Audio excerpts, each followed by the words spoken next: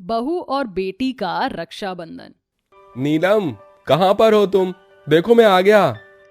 अरे भैया, आप इतनी जल्दी आ गए? आप तो कल आने वाले थे ना?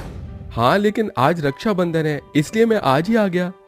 भैया, मुझे तो लगा कि आप काम की वजह से भूल ही गए होंगे कि आज रक्षाबंधन है। मैं तो सोच रही थी कि मैं आपको इस बार राखी नहीं बांध पाऊंगी। आज तक कभी ऐसा हुआ है कि मैं किसी रक्षाबंधन पर तुमसे राखी न बंधवाऊं? चलो जल्दी से अब राखी बांध दो। जिसके बाद नीलम अपने भाई मोहन को राखी बांधती है। नीलम और मोहन के माता पिता की मृत्यु बचपन में हो गई थी, जिसके चलते मोहन ने ही नीलम को पाल पोस कर बड़ा किया था। दोनों भाई बहन एक दूसरे से बहुत प्यार करते थे। भैया, आप इतनी जल्दी जा रहे हैं? कल ही तो आए थे और आप आज जा रहे हैं। हाँ नीलम, तुम तो जानती हो ना कि मेरा काम कैसा है, इसलिए मुझे आज जाना होगा, लेकिन मैं जल्दी वापस आऊंगा। तब तक तुम अपना ख्याल रखना। इतना बोलकर मोहन शहर की तरफ चला जाता है। मोहन एक टैक्सी ड्राइवर का काम करता था। मोहन रोज की तरह अपनी टैक्सी चला रहा था, लेकिन अचानक टैक्सी का ब्रेक फेल हो जाता है, जिसके चलते मोहन की टैक्सी डिसबैलेंस हो जाती है और देखते ही देखते एक भयानक एक्सीडेंट हो जाता है। और एक्सीडेंट में मोहन की जान तो बच जाती है, लेकिन मोहन इस एक्सीडेंट के चलते हमेशा हमेशा के लिए अपाहिज हो जाता है। नीलम, मुझे माफ कर दो। मैंने माँ बाबूजी से वादा किया था कि मैं तुम्हारा ख्याल रखूंगा, तुम्हारी छोटी सी छोटी ख्वाहिशों का पूरा करूंगा, लेकिन इस हादसे में मैंने अपनी सारी उम्मीदें खो दी है। मुझे माफ कर देना। भैया, आप ये क्या कह रहे हैं? आपने जितना मेरे लिए किया है उतना कोई भाई अपनी बहन के लिए नहीं करता। आप इस दुनिया के सबसे अच्छे भाई हो और आप फिक्र मत करो, मैं आपके साथ हूँ। अपने भाई का ख्याल रखने और घर का खर्च चलाने के लिए नीलम कॉल सेंटर में काम करना शुरू कर देती है। आज पूरा 1 साल हो चुका था नीलम को कॉल सेंटर में काम करते हुए। नीलम को काम करता देख मोहन को बहुत दुख होता है, इसलिए मोहन अब नीलम की शादी करवाने की सोचता है। नीलम, अब तुम्हारी शादी की उम्र हो चुकी है। मैं चाहता हूँ कि तुम जल्द से जल्द शादी करके अपना घर बसा लो। नहीं भैया, मैं आपको ऐसी हालत में छोड़कर कहीं नहीं जाऊंगी। अगर मैं चली गई तो आप अपना ख्याल कैसे रखोगे? नीलम, तुम मेरी फिक्र मत करो, भगवान है मेरे साथ। बस तुम अब अपना घर बसाओ, यही मेरी आखिरी ख्वाहिश है। अपने भैया की आखिरी ख्वाहिश को पूरा नहीं करोगी क्या? भैया, आप ऐसा क्यों बोल रहे हैं? आप जैसा कहोगे मैं वैसा ही करूंगी। नीलम को शादी के लिए हाँ करते देख मोहन बहुत खुश हो जाता है। पंडित जी नीलम के लिए एक बहुत बड़े और अच्छे घर का रिश्ता लेकर आते हैं, जिसके बाद कुछ ही महीनों में नीलम की शादी विजय नाम के लड़के से हो जाती है। और शादी के बाद नीलम अपनी घर गृहस्थी की जिंदगी को बहुत अच्छे से निभाती है, लेकिन नीलम की सास रुक्मणी नीलम को कुछ खास पसंद नहीं करती थी। सुबह से देख रही हूँ ये वॉशिंग मशीन चल ही रही है। अरे बिजली का बिल क्या तेरा वो अपाहिज भाई भरेगा क्या? माँ जी, आप देख ही रही हैं कि इतने सारे कपड़े हैं। इतने सारे कपड़ों के लिए वॉशिंग मशीन की जरूरत तो पड़ेगी ही ना। तेरे घर पर तो वॉशिंग मशीन नहीं थी ना, तो भी तू कपड़े हाथ से धोती थी, और अपने ससुराल में वॉशिंग मशीन देखकर तेरी क्या नियत बदल गई जो इतने से कपड़ों के लिए भी तुझे वॉशिंग मशीन की जरूरत पड़ रही है? ये वॉशिंग मशीन बंद कर और सारे कपड़े हाथ से धो, समझी? माँ जी, आप क्यों मेरे भाई को बार बार अपाहिज बोलती हैं? अब अपाहिज को अपाहिज नहीं तो क्या बोलूंगी? सोचा था इकलौती बहन है तो शादी में अच्छा खासा दहेज मिलेगा, लेकिन तेरे भाई ने तो तुझे एक फूटी कौड़ी भी नहीं दी। मेरे भाई ने मेरी शादी में अपनी सारी जमा पूंजी लगा दी। मुझे ही पता है उन्होंने मेरी शादी के लिए कितनी परेशानी उठाई है। ऐसे में वो दहेज का इंतजाम कहाँ से करते? बस बस, अब मुझे अपनी ये दुख भरी दास्तां मत सुना। मुझे तेरी ये दुख भरी कहानी सुनने में जरा भी दिलचस्पी नहीं है। ये वॉशिंग मशीन बंद कर और सारे कपड़े हाथ से धो। और हाँ, अगर किसी भी कपड़े पर थोड़ा बहुत भी दाग लगा मिल गया ना तो तेरी खैर नहीं। नीलम के गरीब होने की वजह से रुक्मणी हर छोटी छोटी बात पर नीलम को ताने दिया करती थी, लेकिन नीलम इसे अपनी किस्मत समझकर चुप रह जाती। ऐसे ही समय बीतता रहता है और वो दिन आ जाता है जिस दिन का हर भाई बहन को साल भर इंतजार रहता है। पूनम बेटा, ये देख, मैं तेरे लिए रक्षाबंधन पर पहनने के लिए कितने सुंदर कपड़े लेकर आई हूँ, और ये राखी देख कितनी सुंदर लग रही है। चल अब आ जल्दी से तैयार हो जा, वरना राखी बांधने का मुहूर्त निकल जाएगा। ठीक है माँ। रक्षाबंधन की खुशी में नीलम भी अपने भाई मोहन के लिए अपने हाथों से राखी बनाती है और तैयार होकर मोहन को राखी बांधने के लिए अपने घर जा रही होती है कि तभी वहां रुक्मणी आ जाती है और उसे घर जाने से मना कर देती है।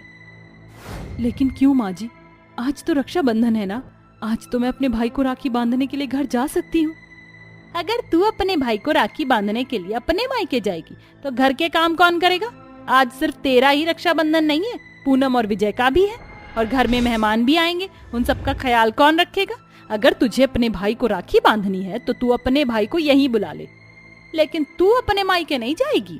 माँ जी, आप तो जानती है ना मेरे भाई के बारे में, वो ऐसी हालत में नहीं है कि मुझसे राखी बंधवाने के लिए वो यहाँ आ सके। मैं जल्दी से उन्हें राखी बांधकर वापस आ जाऊंगी। एक बार कहा ना कि नहीं जाएगी। लेकिन माँ जी, अगर तूने अपने भाई को राखी बांधने के लिए अपना कदम इस घर से बाहर रखा तो वापस घर में आने की जरूरत नहीं है। रुक्मणी की बात सुनकर नीलम की आंखों में आंसू आ जाते हैं और वो अपना घर बचाने के लिए अपने भाई को राखी बांधने के लिए नहीं जाती है। एक तरफ जहां पूनम अपने भाई विजय को राखी बांध रही होती है, वहीं मोहन अपनी बहन का इंतजार कर रहा होता है। ये सब नीलम को देखकर बहुत बुरा लगता है और वो रोते हुए किचन में चली जाती है।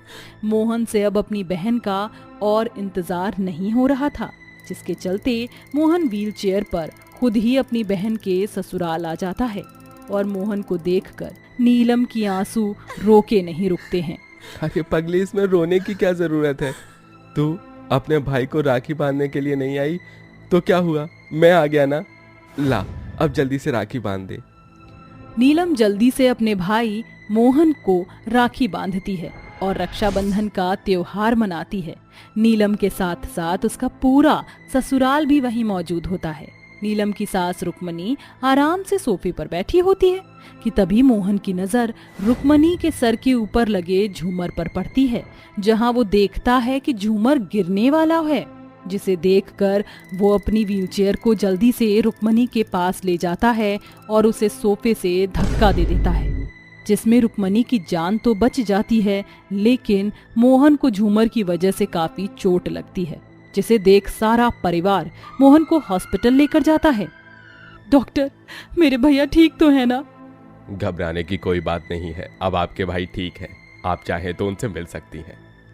डॉक्टर की बात सुनकर नीलम की जान में जान आती है, जिसके बाद वो अपने भाई से मिलने के लिए जाती है और ये सब देखकर रुक्मणी की आंखें खुल जाती हैं और उसे अपनी गलती का एहसास हो जाता है, जिसके बाद वो नीलम और मोहन के पास जाती है और उनसे माफी मांगती है।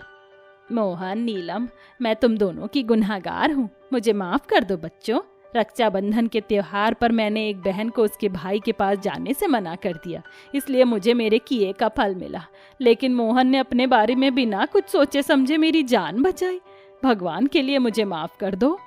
रुक्मणी की आंखों में पछतावे के आंसू देख नीलम और मोहन दोनों ही रुक्मणी को माफ कर देते हैं, जिसके बाद रुक्मणी अब नीलम को उसकी गरीबी का ताना नहीं देती और रुक्मणी अब अपनी बेटी पूनम और अपनी बहू नीलम दोनों का हर साल मिलकर अच्छे से रक्षाबंधन बनवाती है। राजू, पिंकी, ये लो तुम्हारा स्कूल टिफिन। अपनी माँ के हाथों से टिफिन लेकर राजू झट से टिफिन को खोलकर अंदर झांकता है। ये क्या माँ, आज फिर से आपने अचार रोटी दिया है, मुझे ये नहीं खाना।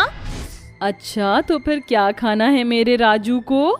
माँ, मुझे 10 रुपए दे दो ना, मैं और पिंकी मोमोज खाएंगे। आपको पता है स्कूल की छुट्टी होने पर सभी बच्चे स्कूल के बाहर मोमोज खाते हैं। मेरा और पिंकी का भी मोमोज खाने का बहुत मन करता है।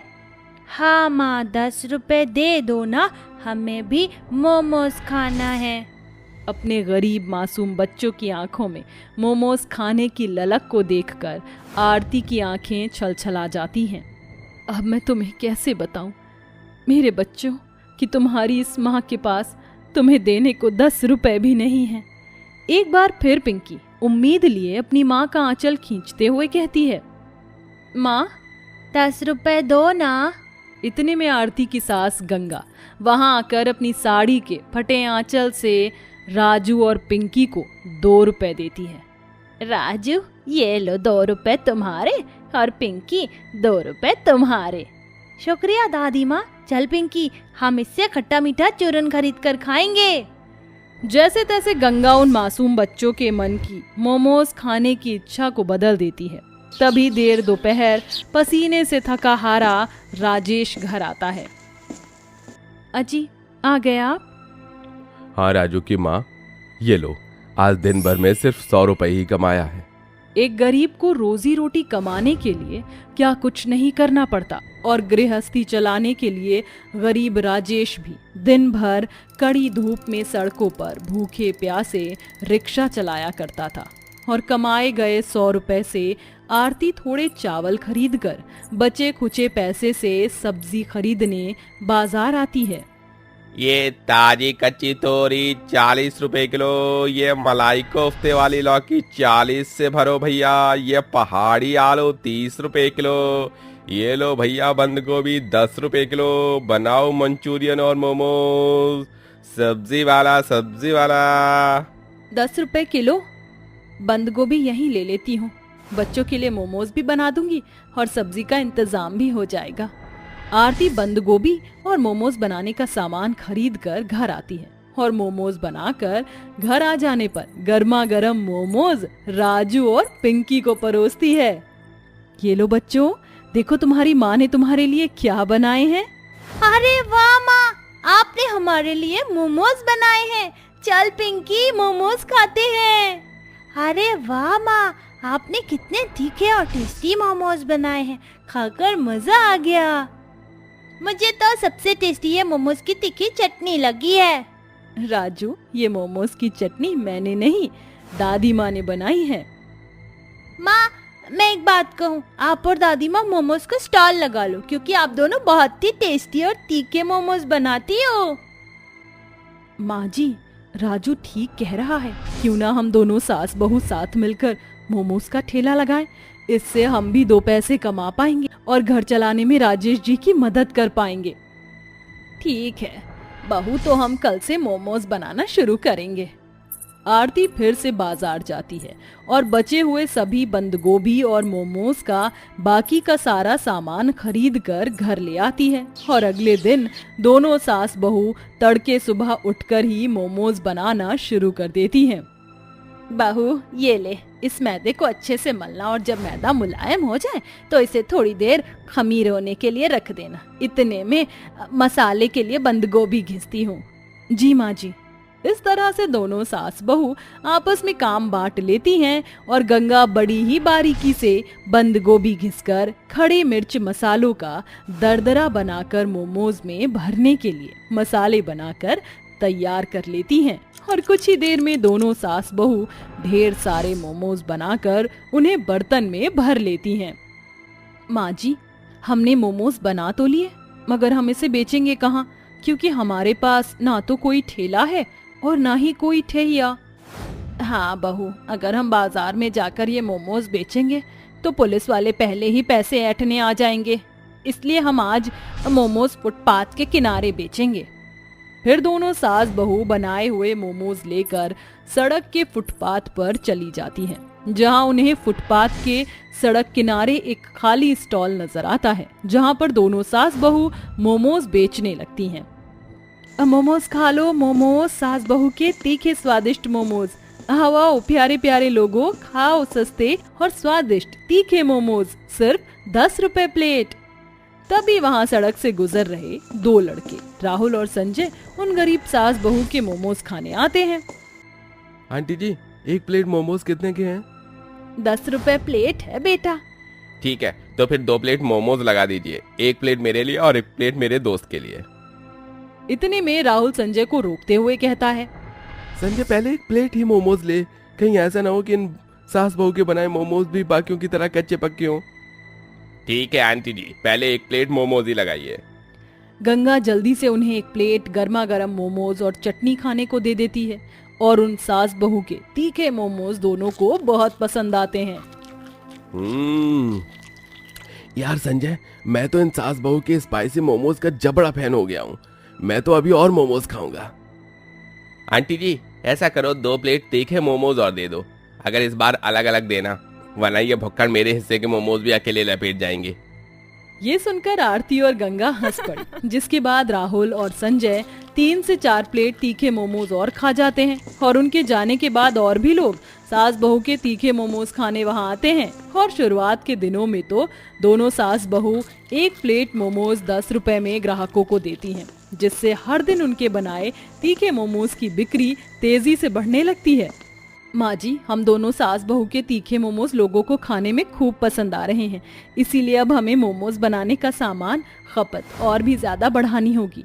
मैं सोच रही हूँ क्यों ना अब हम मोमोज के लिए बंद गोभी बाजार से ना खरीद कर सीधे मंडी से बंद गोभी का कट्टा खरीदें।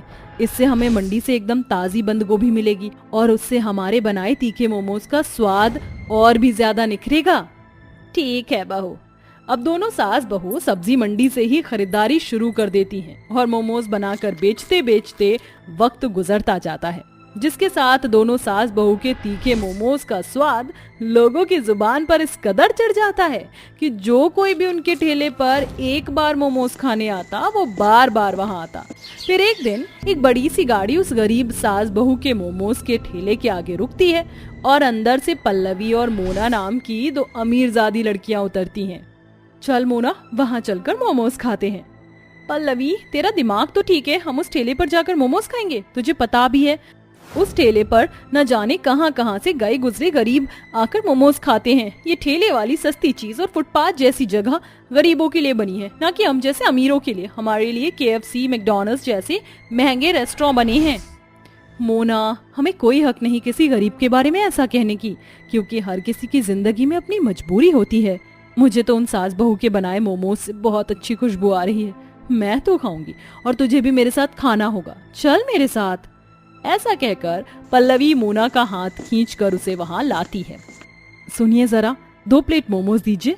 पल्लवी के दिए गए मोमोज के ऑर्डर पर दोनों गरीब सास बहू, जो फटी चिटी पुरानी साड़ी में फुटपाथ पर ठेला लगाए खड़ी होकर मोमोज बेच रही होती हैं, वो हिचकते हुए पूछती हैं, मैडम जी, क्या आप सच में हमारे मोमोज खाएंगी?